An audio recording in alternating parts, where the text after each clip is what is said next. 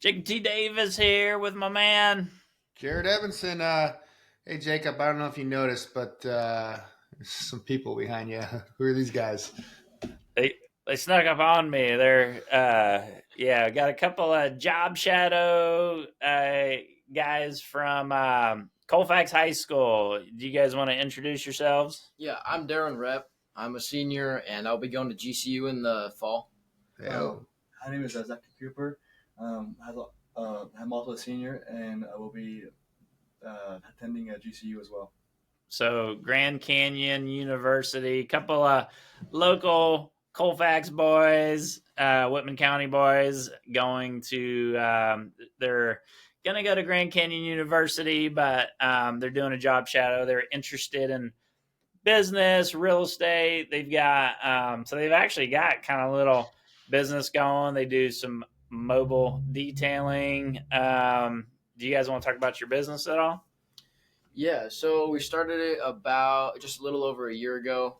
We started it last April of last year, so we just kind of wanted to jump right in, so we decided to start that, and then we just grew it over the summer, and then as things have progressed, we grew our clientele, and we're still expanding. dude, that's cool. Um, First off, I don't know how you guys drew the short straw and ended up, stuck with Jacob for a couple days, but that's. I think I see why. You don't get to see a lot of um, young entrepreneurs like yourselves anymore. It's exciting to see. Jacob, did you do any entrepreneurial stuff like that when you were a kid? I bet you did. Um, I mean, I was like when I was a kid, I'd like build birdhouses and try to sell them to the neighbors. And this was in South Carolina. Me and one of my other buddies, we'd build birdhouses, and we were gonna like try to make a fortune selling birdhouses, and then like no one would ever buy them. So that was like my first, I think, entrepreneurial endeavor was trying to sell birdhouses. Also, like we would go out in the woods and cut what's called fat lighter. It's like just fire starter, and we try to sell that to the neighbors. And I think the only one that ever bought anything from me was my mom and his mom. So, but anyways, so I was talking to these guys, about I was kind of asking them if they had any clue on what real estate investing was. In our in the school systems, I don't think they're really teaching much about entrepreneurship. Nothing about real estate investing. Seems like financing. None of that seems to be getting taught in the schools, and so I had them put together some questions. So we're just going to ask you, they're going to ask you some questions they have about financing. Are you cool with that? Figure it out, yeah. Okay. All right. All right. So just kind of start off for our business specifically. We're still, like I said, we're working on expanding. So do you have any like advice or any ideas on how we can expand our business?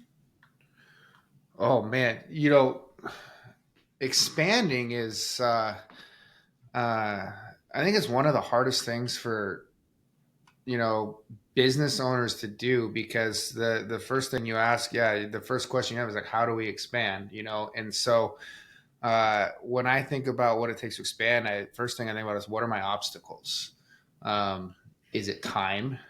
Is it exposure to marketing and getting new clients? Is it money?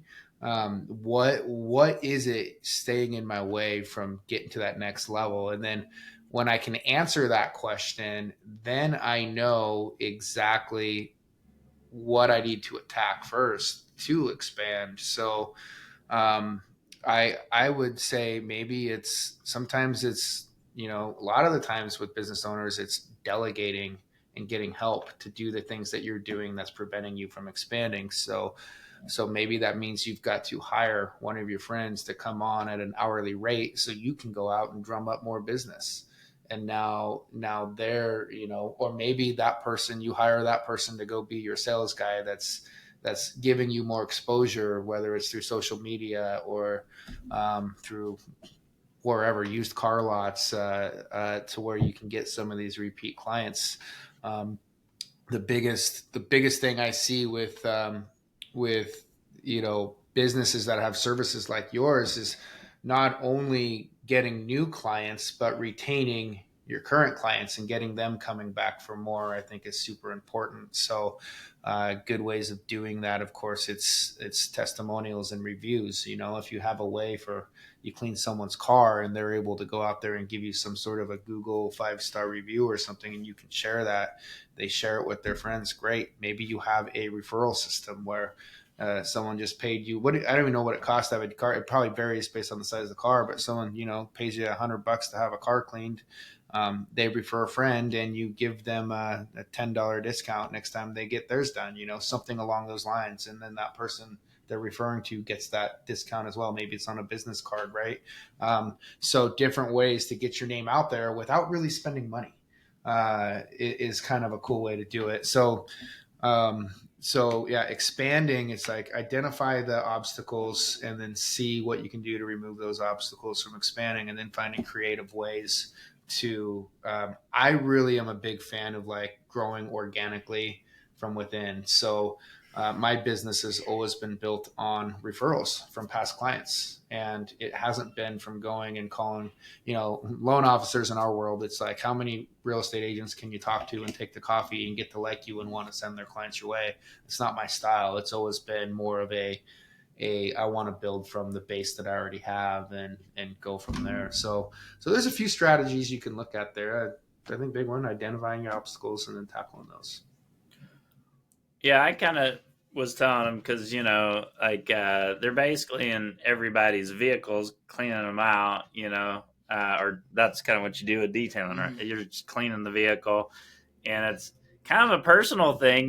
So I think you gotta be able to trust somebody going through all your stuff in your vehicle.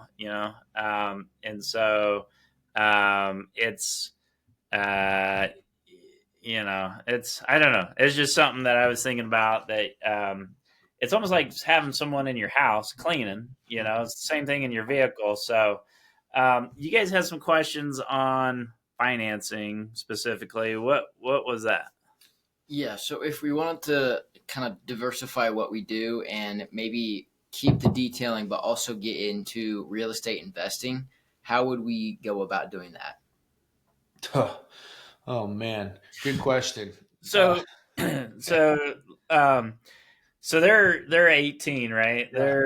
And I was telling them, well, you're probably not going to be able to ever get financing until you start generating some income, right? And so I guess like if you're a young person, and you want to be able to buy something, like what's that look like? How do they get there? Yeah. How long is it going to take? What kind of money do they need to be showing? Yep. There is the youngest kid that has ever bought a house with me, I think, was 19 years old. So I mean, it's doable. And the first thing you need to do if you want to get into real estate investing is, and a lot of moms and dads are going to like yell at me for this, but you got to establish some sort of credit. So to be able to get credit, especially when it comes to real estate investing, you've got to have some sort of a credit history. And a lot of the times, the way I tell people to establish this is maybe sometimes they were an authorized user on one of their parents' credit cards that they put their name on it and they use this in an emergency when you go off to college or something like that. Fantastic. Or getting a small little $500 secured credit card. Obviously, like car loans help establish credit and that sort of thing. And so it's never one of those things where I want to go tell somebody to get into debt. If you go down that road of, establishing your first lines of credit with small credit cards or secured credit cards, even, it's nice to have like 2 or 3 credit lines. And typically creditors in the real estate side, they want to see at least a 12-month history of having some sort of credit. And usually they want to see more than one trade line.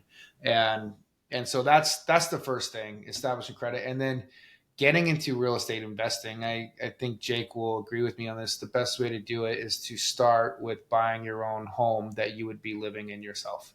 And maybe that's a duplex, maybe it's a single family residence, but you give yourself a 2-year plan of, this is going to be my first house. I'm using this as a vehicle to then turn into an investment property and buy my next one, or keep this one and then go buy an investment property separately. So that first house is that tool. And Jacob has a great story about, how he got into, I believe it was your first duplex, right? And the tenants on the other half paid most of your mortgage, and then you used that as a vehicle to get into your next one. And then it just became, kind of addictive for you, I would say, along the way. So yeah, you got to have credit to get credit, which is kind of a weird concept, and then get into your first little starter house to get you going. And I tell people, I wish I would have done it 7, 8, 9 years earlier than I did, because it's one of the greatest vehicles to help build wealth, What else you guys got? You wanna? Well, having to ask on that, how can we go about that and start that while we're still in college? College? Good question. Again, sorry to the moms and dads out there. The easiest way for younger guys like you is if the parents put you on one of their cards, and in a case like that, they don't even have to give you the card, if they don't, it's like, just put their name on it. And hopefully it's a card that it's been around for a while, keeps low balances on it, they've never missed payments on it, that sort of thing. You're an authorized user and you're good to go there. The other way, it's usually if you bank somewhere locally in town, oftentimes they'll give like a college credit card or a student credit card, really, really small limits on it, like $500. Yeah. And then sometimes even if they don't offer that, as long as you're at least 18 years old, you can typically go do a secured credit card. And how that works is they'll take, let's just say $500. They'll take $500 out of your checking or savings account. They'll hold that money. And that's your credit line on your credit card. And so you can establish credit that way. And the big thing with that is, using that card, you don't have to carry balances on it. It just needs to be open and used responsibly if it is used. The biggest thing about, let's say you buy a tank of gas, go buy a tank of gas, and then just turn around and pay it off right away with what you would have done with your debit card instead, right? And what that's doing is that just shows the bank that you're using the card and you're using it responsibly. And so maybe they'll raise your limit for you down the road, and those sorts of things. So that's step one, and if you can get like 2 cards like that or trade lines, that's really good. What you don't want to do though is turn around and, when you go to Old Navy and get the new Old Navy card, and then go get the Victoria's Secret card, and then go get the, all these retail stores credit cards, and then use them irresponsibly and get into credit trouble, because I do see a lot of that. So when I tell someone go out and get credit, I'm very, very cautious to tell them, don't just go get it and get reckless with it. And you two guys, I would imagine if you were in a credit position, you would be doing that very, very responsibly. That's the advice that I did not take from my parents, and it made it hard for me to buy a house later on down the road. So I work with a lot of parents that buy houses or duplexes in Pullman. They're going to Grand Canyon, which is in Phoenix, right? Phoenix. Mm-hmm. So let's say they want to, let's say they talk their parents and help them buy a house to live in for 4 years while they're going to college. The parent would have to be okay, for one, by doing that, right? Mm-hmm. If the parent is, and they could co-sign with them, does the co-signing, do they start, does that help them start building, I mean, it helps them build equity. Does that help them like with their credit and all that, being a co-signer with their parents? Yeah, it can. So it gets tricky. So obviously, if they are going to be on there as like co-signers with their parents, you want to make sure that their credit is in a spot to where it doesn't hurt the loan. So parents have a 780 credit score, and the kid, has a very limited credit score. It's only a 660 score. That could really, when we look at loans, we're looking at the lower credit score. And sometimes early on, you might have that lower credit score because you don't have a long enough credit history to justify a higher credit score. So that side of things makes it a reason why most of the time the parent is not putting the kid on there as a co-signer. But it is What do they definitely need doable. to And it be a would help. co-signer for you to finance them? What do they need for a credit score?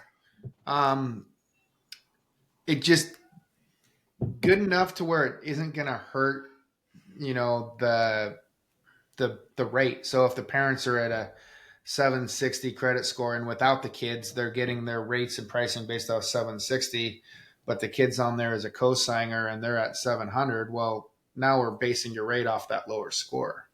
And so as long as it's up there where the parents are, that's fine. And that's just really hard to do when someone's so young, unless they've been on their parents' cards for a while or something like that. And so it's doable. It's just, you want to make sure it doesn't, it can be a difference of 60 points on the credit score we're using can be a difference of over $100 on your mortgage payment, so, or $200 in some cases. So that's why you got to be kind of careful with that. But, in a perfect world where they did have that established score, usually you see that when someone gets to be about 20, right? If they've been carrying a credit history since they were younger, 18 or whatever.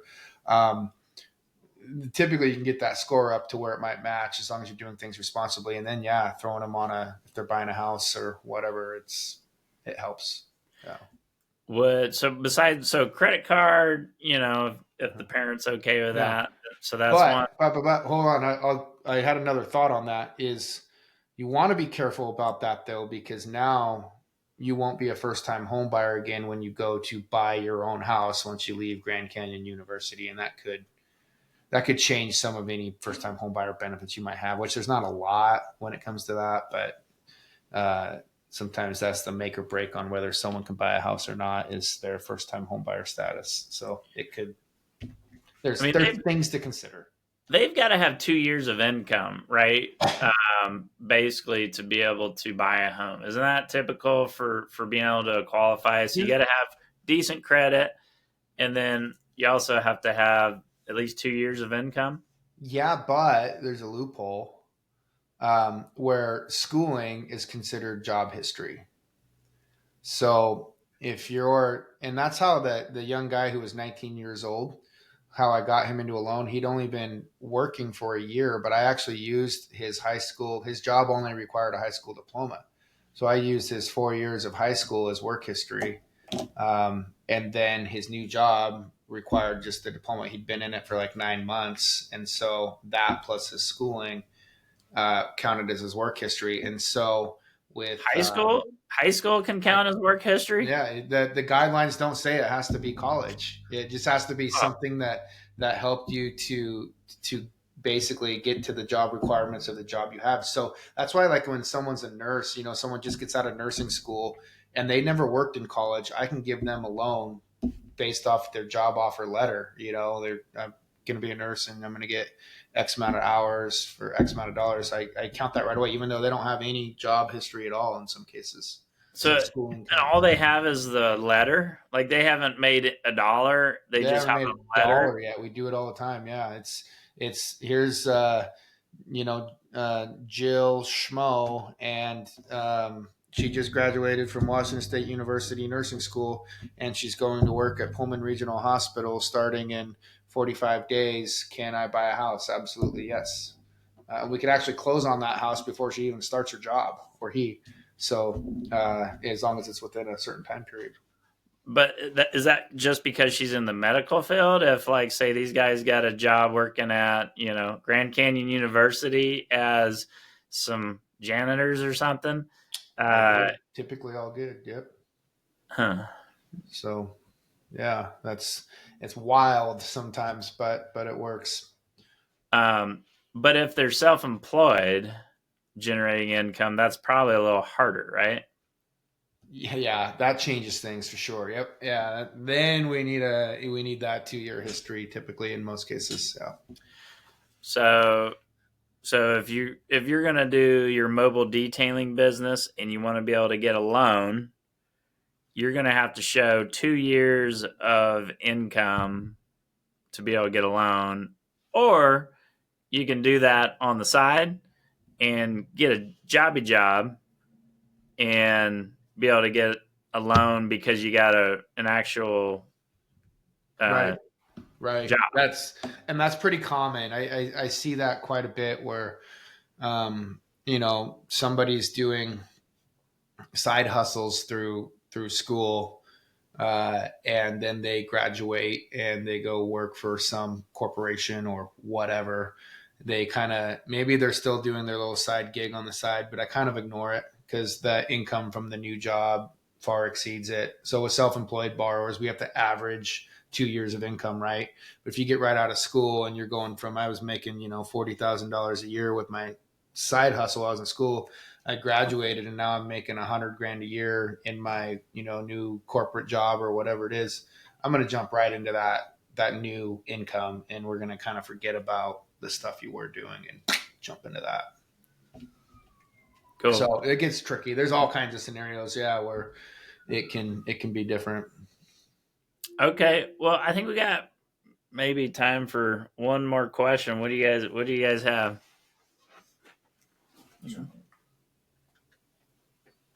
What influential people should we follow a podcast or in a books, like that kind of stuff?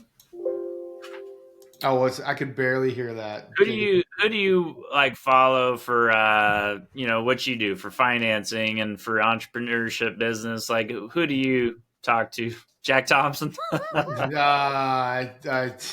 Jack is fantastic. Now, I'll tell you what. Talk about the ultimate networking king, right? Creating or being a big part in creating, big networking groups and that sort of thing. And I do use that. I have a handful of different type of mentors that I look to, and some that I personally know and some that I don't, for different things, right? So yeah, Jack is really great. He's a very good mentor in building relationships, right? Which is very, very important for me. I follow in the real estate world to keep me. It's very important, I think, to know what's going on in the real estate as far as finances go, what's happening with interest rates, right? And something that's a big driver of that is what's going on in the economy with inflation and things like that.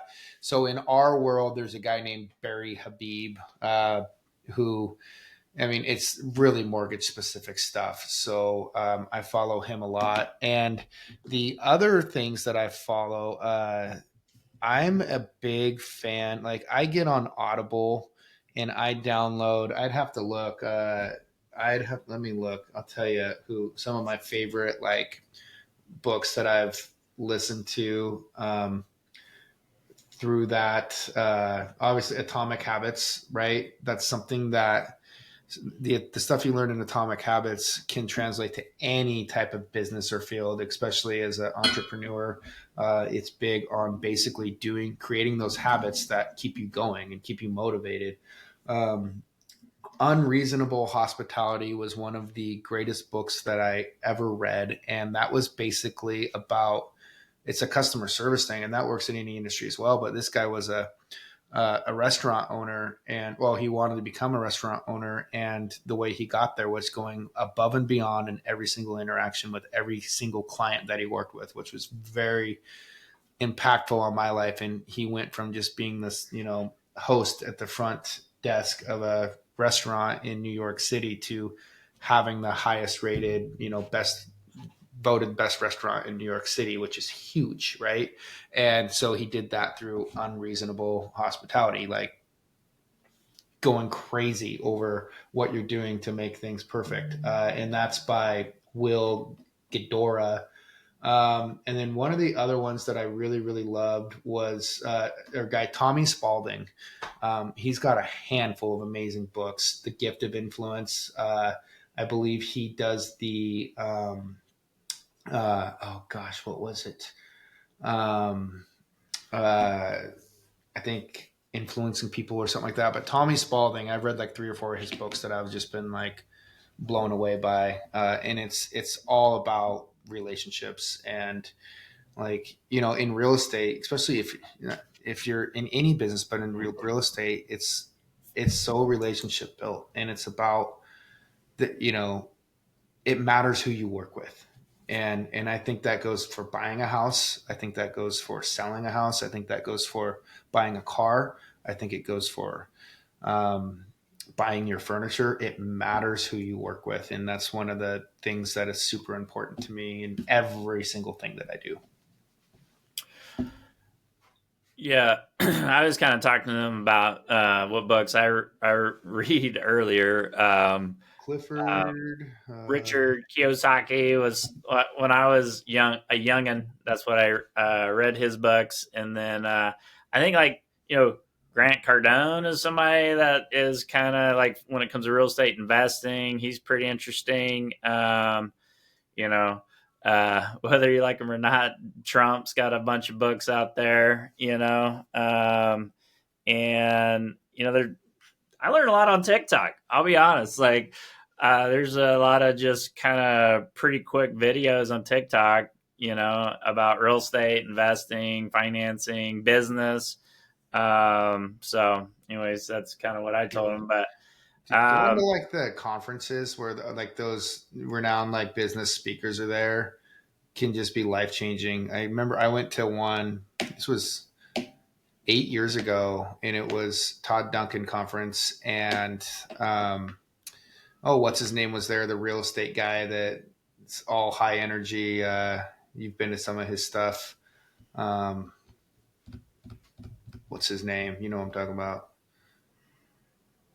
Tom Ferry. Tom Ferry, yeah. But I remember, I had a 5-year plan of basically going. I was just an originator. I was myself. I was my own team, and I wanted to lead a team. And I had this 5-year plan. All right, in 5 years, I'm going to get there. And I went to this conference in August, and I came out, and I was just energized. And by November, I was getting hired to be a sales manager for a team of loan officers with, it was like a big career milestone for me. And I'm like, holy cow, I am now 4 years ahead of schedule. And it was literally implementing the things I learned at that conference right away and moving forward. And then I took other things I learned in that conference to grow, recruit, build a brand, all those things. And it was just impactful. Well, and coaching is something, that coaching in, I guess, when my real estate career kind of took off when I went to a thing called Ninja training. And I was with Windermere, and we went to this Ninja, it's kind of like a boot camp thing. Yeah. And I mean, that really made a huge difference in my career. And then, then I was part of the Tom Ferry coaching thing for a while. Not doing that currently, probably should. But like mentorship, coaching, accountability in business is huge because you're on your own. You need somebody to kind of like bounce things off of. So I'm glad you said that. That's huge for young aspiring entrepreneurs like these guys. So the first one I ever read, it was actually, what's it called? Make Your Bed. It's that old Navy SEAL who talks about how he wakes up in the morning and make your bed. Very first thing you do. And that creates some old general. That's a different one. David Goggins, he's kind of interesting. Dude, that's intense. Yes. Those are fun to read. Well, cool. Well, anything else? Any other words of wisdom for these young guys? So I was going to tell you. What's the name of your business? Mobile Details. So we've been working on their name. So it's Mobile Details is their current name, and Details with a Z. Yeah, they got a big Can you bring up your Instagram? Do you have it on your phone? So they've got a little bit of a following on Instagram, and you guys are kind of booked out like in the summer, right?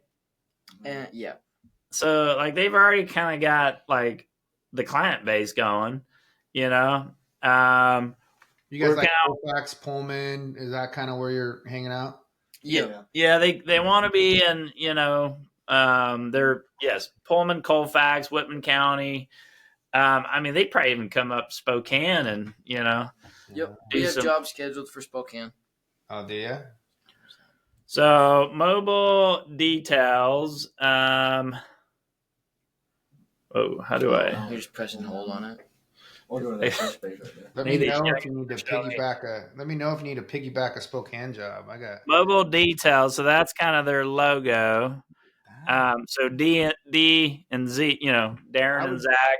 We're I would kind of just trade that picture of that car to like a minivan or like an SUV to attract, you know, the moms that want their cars cleaned out because the kids have destroyed them. Mm-hmm. That's from target market. I'm kidding though. I think they just need a photo of themselves, you know. Like I think, you know, just Zach and Darren's mobile detailing or something like that, or Darin and Zach's, or you know. But so we're kind of, you know, we're throwing around ideas for their, you know, their name and their marketing, and it's kind of cool to like, you know, kind of help. So, anyways, anything else you guys want to say about your business? I don't think so. Yeah, just let us know if you need a detail or. Yeah, if you're coming up this way for someone else and you want to double dip, I got a job for you. My wife's SUV, so let's go. Let's go. I got a work truck, you guys. I got a new truck, and she's been driving my truck everywhere. She likes driving it, and I like driving her car better. I'm like, but I don't get this thing clean now that I'm driving it. You know, sweet. Well, keep doing it, guys. This is pretty exciting. I love seeing it. Yes, thank you. Yeah. Nice chatting with you. Thank you. All right, Jared, have a good one. Go Cougs. Go Cougs. Later. Later.